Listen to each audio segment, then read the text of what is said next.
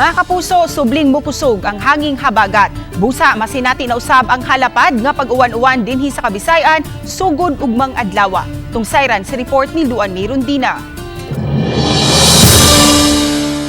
Sulod lang sa usa ka oras nga pag-uwan kagahapon sa hapon, gikan sa alas 3:40 hangtod sa alas 4:40 nakatala ang Pag-asa Mactan Station og 29.6 mm o 150,000 ka mga baril sa tubig matag square kilometer nga makonsiderar nga intense to torrential rains. Apan matod ni Engineer Al Kiblat, Chief sa Visayas Pag-asa Regional Services Division, nga kun basihan ang kuha sa radar sa Pag-asa Mactan, makita nga mas intense ang development sa mga thunderstorm clouds sa Cebu City ug Mandawi City niadtong mga orasa, busa posibleng mas daghan pa ang uwan nga nabubo sa naason duha ka mga dakbayan. So expect nga mas daghan pa ang ulan nga gibundak gahapon kay diri sa Lapu-Lapu.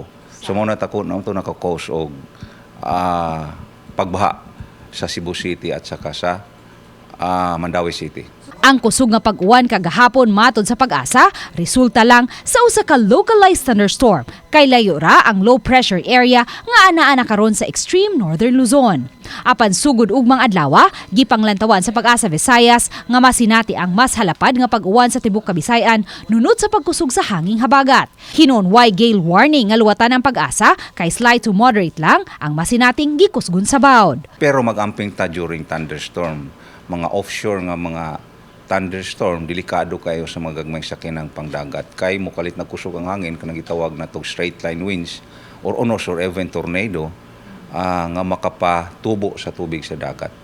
Uban ni Marlon Malgazo, Luan Mirundina, Balitang Bisdak.